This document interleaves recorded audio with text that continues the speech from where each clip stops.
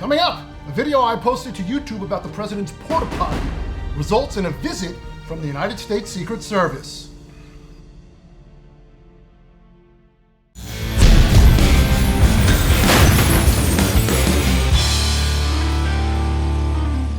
Welcome to Be Less Stupid, the show for liberal politics, investigations, science, fact, and funny. I'm your host, Jon Hotchkiss.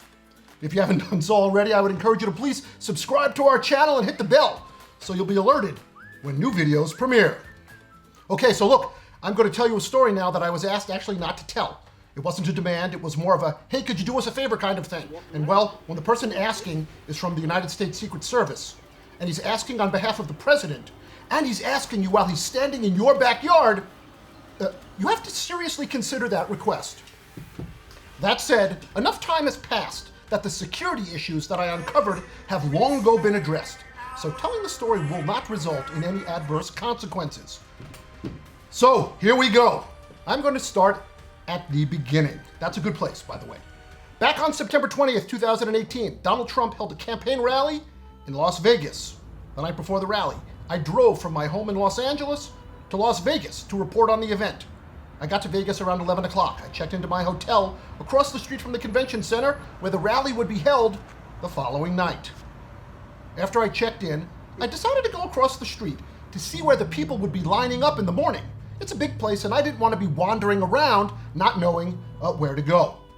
So, when I get to the convention center, I see that the doors are wide open. I'm a curious guy. I have my camera with me, so I walk in.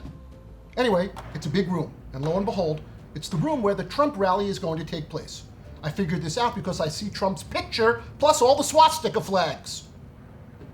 I'm kidding, or am I? I see giant American flags. I see a crane putting up a sign that says, promises made, promises kept, and another one that says witch hunt. Plus, campaign workers had already dragged in the water fountain just for the coloreds. I see the bleachers. I see the spot where the president's podium is going to be set up. And all the stuff I see is set up for the media. Although there's a bunch of people around, no one actually kicks me out. And after about 10 minutes, I figure I've got enough video to tell a story about what happens before the rally. Not to mention being so close to all that Trump stuff, I was pretty sure that I was going to get an STD. On my way out, I wonder what's in the back behind the curtain. So I walk outside around the convention center to see if there's also a back door that's open. Turns out there is, and it's wide open. I poke my head in, and this time I don't see anyone, but the area is not entirely empty. The first thing that catches my eye is a porta-potty. And then it dawns on me, oh my God, that's the president's porta-potty. It's where 45 is going to make a number 2. So, I do what any Trump-hating liberal with the mentality of a 5-year-old boy would. I take a bunch of selfies in front of the porta-potty, and I make a bunch of stupid faces that I will post on Facebook and Twitter. Next, I see a curtain backdrop, and in front of it, it's got the flag of Nevada and the US flag. And I'm like, oh my God, that's the flag Trump is gonna hug before he takes pictures with the Republican donors. Now, before I head out, I notice what looks like a bunch of crude dressing rooms. As I get closer, I see some paper signs are taped to the curtains. There's one for the guests of the vice president, and there's one for the president himself. I, of course, take a few selfies. Now, before I continue, I do want you to know that it's at about this time of night. It was about 12:30 or so. It begins to dawn on me. I should probably get out of where I am, and I think I probably shouldn't be in here either. That said, the doors were wide open, and there were no guards, and no one told me to leave.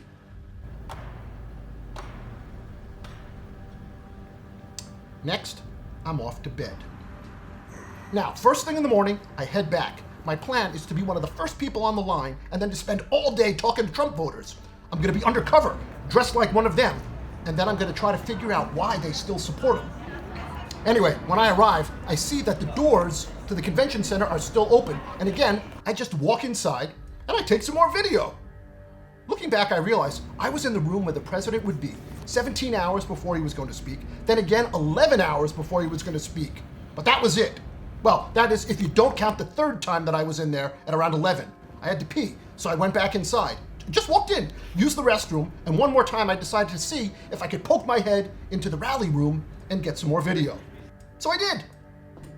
Finally, the last time I went inside was around 4, and this time there was an enormous security presence. Sometime between 11 and say 12, as I recall, the Secret Service arrived. Then, everyone who entered was screened by the Secret Service. They had metal detectors and wands, and lots of guys with guns. He's fired. Nice. Oh, that's my former life. Thank you. You're hired. You'll be on the staff. Better than 90% of the crap that I have already. Thank you very much. You're very kind. Now, finally around 7 or so, the rally actually started. Always respect our great American flag.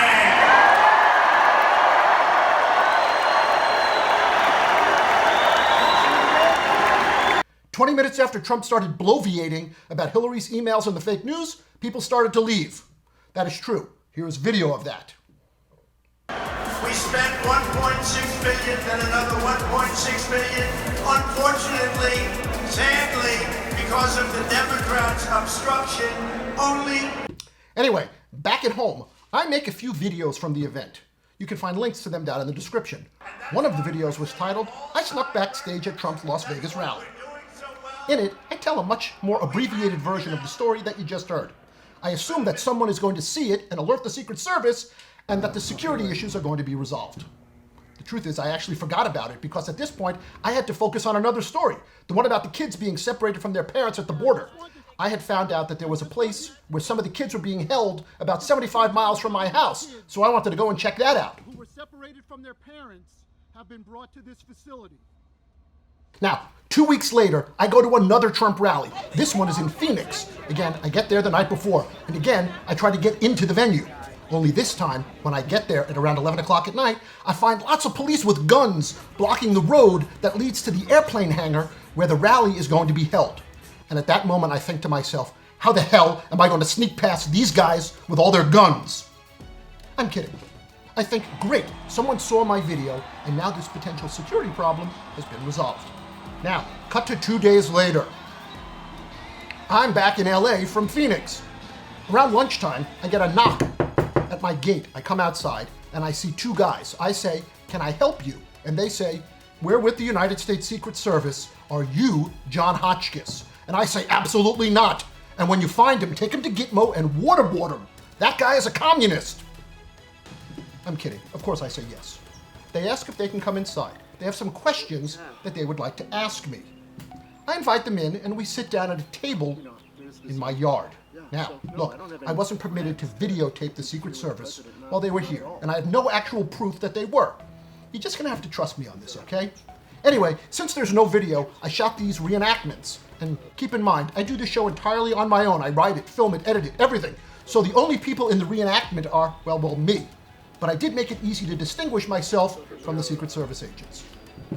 Anyway, we sat down at a table. One of the Secret Service agents sits across from me. The other stands behind me, right, in case I make any sudden moves. 4 hours after my heart stopped racing, I said, "Fellas, what can I do to help you?" The first question the Secret Service agent had for me is, "Do you own any weapons?" And I said, "No." Then they want to know if I have any weapons training. Again, I say no. Was I ever in the military? Again, no. Have you ever been in a Turkish prison? Have you ever seen a grown man naked? Again, I say no and no. The guy sitting across from me has a file. He opens it, and inside he's got a few photos of me. They're screen grabs from my YouTube page, and he's printed them out. Then he says to me, "Tell me about the rally in Las Vegas." And then it all comes flooding back to me. No security, Trump's Port-O-Potty, the flags, the dressing rooms, right? The signs. He asked me how I snuck past the Secret Service. And he sort of gestures to the picture that he's holding. It's got the title of the video that says, "I snuck backstage at Trump's rally." Well, look, at this point, I explained to him the importance of a good title on a video if you want people to watch it. I explained that I didn't really sneak. I mean, I did sort of, but no, not really. Rather, I just went to the convention center. I opened the door that was opened. I walked in and that no one told me to leave, and there was no one guarding it. And it was at that moment that I realized, although he was making it seem like maybe I did something wrong, what he really wanted to know was how I was able to get into the convention center so many different times. I explained to him that I got there a little after 11, that there were no guards. I wandered in just to get some pictures for a video I wanted to make, right? And that I got curious. So I went around back, and that's when I saw the Port-O-Potty in the president's dressing room, and I made the stupid faces. He asked me if I had a grudge against the president. I said I did, that I didn't like him. And he said that was totally fine, that there are a lot of people who don't like him. Next, he asked me if I had any intention of sneaking into any more Trump rallies, right? I explained that I didn't have any intention previously because I didn't sneak into the first one, and that I have no intention of sneaking into any other ones. He again asked me about the times that I was able to get in, and to be specific. I told him it was at 11:30 at the front door, about midnight at the back door, about 8 a.m. at the front door again, and about 11 a.m. through the front door. And that is when he said, okay. So that was before we got there, and I said, right! The Secret Service didn't show up until about 12 or 1, and I remember that because they had showed up in a bunch of trucks and with some metal detectors. Then, I can't remember if I offered or if they asked to see the raw video that would confirm the times that I went inside. I showed them a few clips. They wrote down the timestamps in their notebook. Then they left me sitting alone while they had a private discussion. They let me sweat for what seemed like a long time, like I was a suspect in an episode of Law and Order. Finally, they said that it was time to go, that everything was totally fine, that I wasn't in any trouble, rather that I was a huge help, and that I should expect a call from the White House, that Trump would give me the Presidential Medal of Freedom and some White Castle hamburgers. As the guys were leaving, one of them said to me, would you please do us a favor and not discuss our visit on your videos? He added, you have the right to talk about them. I'm not telling you don't do it. I'm asking you not to for obvious reasons.